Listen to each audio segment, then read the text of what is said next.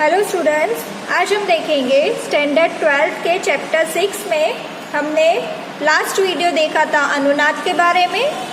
इस वीडियो में हम बात करेंगे अनुनाद की तीक्ष्णता के बारे में, मतलब कि शार्पनेस ऑफ रेजोनेंस।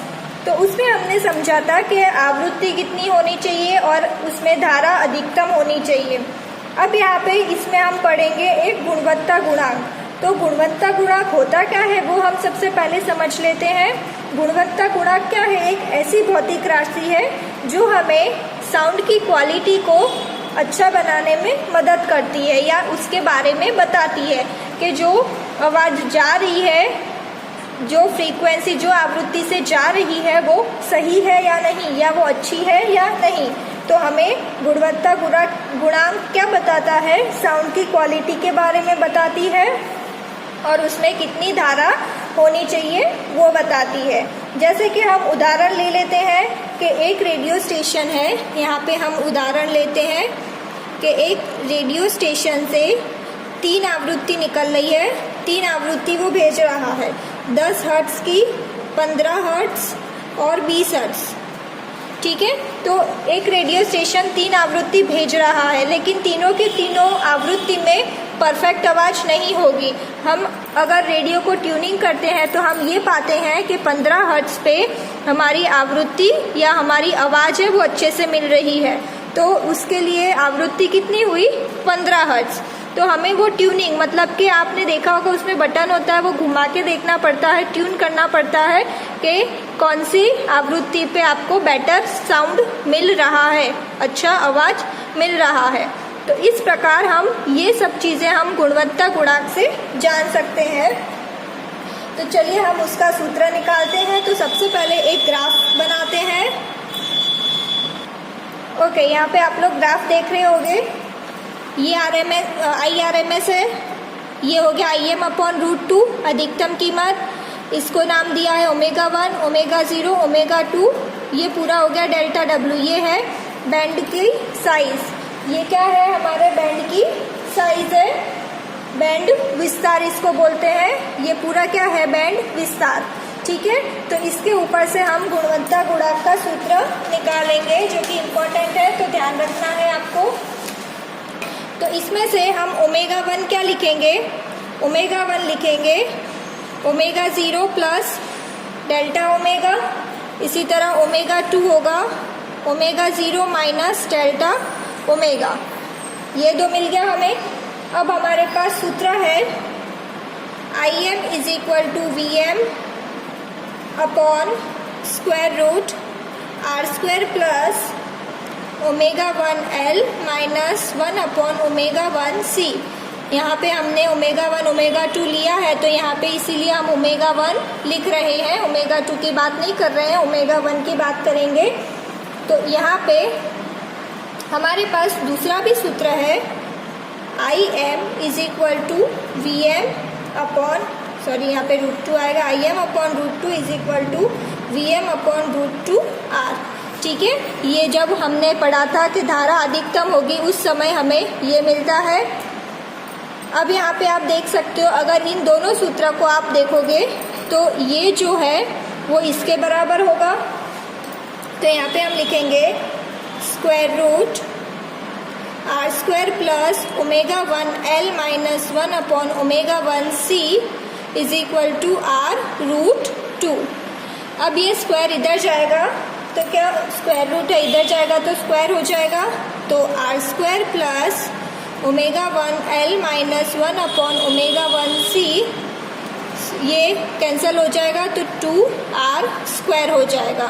ये R² को इधर ले जाओ तो 2 माइनस R² होगा R²। तो ये क्या मिलेगा हमें? ω1L minus 1/ω1C = R²। ठीक है, ये यहाँ तक मिला आपको। अब क्या करोगे आप लोग? ओके, ये भी है, स्क्वायर है।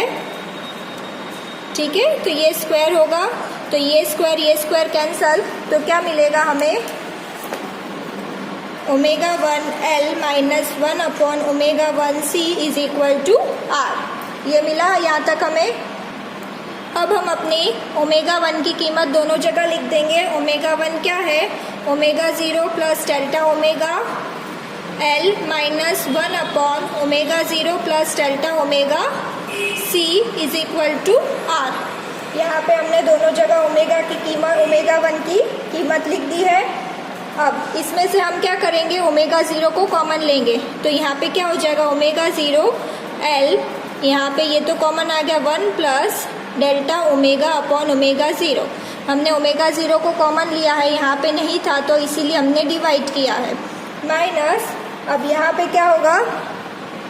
1 अपॉन यहाँ से भी omega 0 common, omega 0 C 1 plus delta omega upon omega 0 is equal to R. तो यहाँ पे आप लोग देख सकते हो मैंने ओमेगा 0 को कॉमन ले लिया है। अब नेक्स्ट हम क्या करेंगे? अब हमारे पास सूत्र है omega 0 square is equal to 1 upon L C. तो हमें 1 अपॉन ओमेगा 0 सी चाहिए। 1 अपॉन ओमेगा 0 सी की कीमत क्या होगी? Omega 0 L. तो ये इसकी जगह पे मैं क्या लिख दूंगी? Omega 0 L. तो ये क्या हो जाएगा? Omega 0 L 1 plus delta omega upon omega 0 minus यहाँ पे क्या आ जाएगा? ओमेगा 0 एल अपॉन में आएगा 1 plus delta omega upon omega 0 is equal to R. ये हो गया।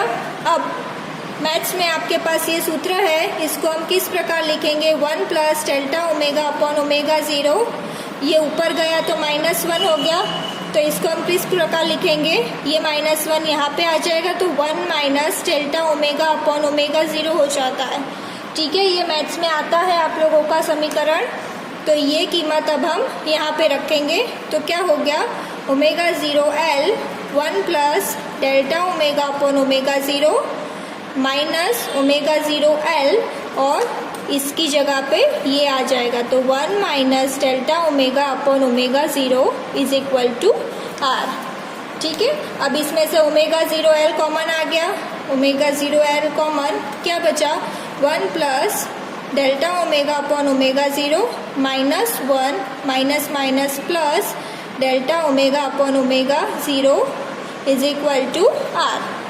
+1 -1 कैंसल, तो यहाँ पे क्या मिल रहा है आपको? Omega 0 L 2 delta omega upon omega 0 is equal to R. अब यहाँ पे ओमेगा 0 कैंसल, तो क्या मिला? 2 delta omega L is equal to R. Delta omega की अगर कीमत चाहिए तो delta omega is equal to R upon 2L मिला आपको। अब यहाँ पे क्या करना है हमें?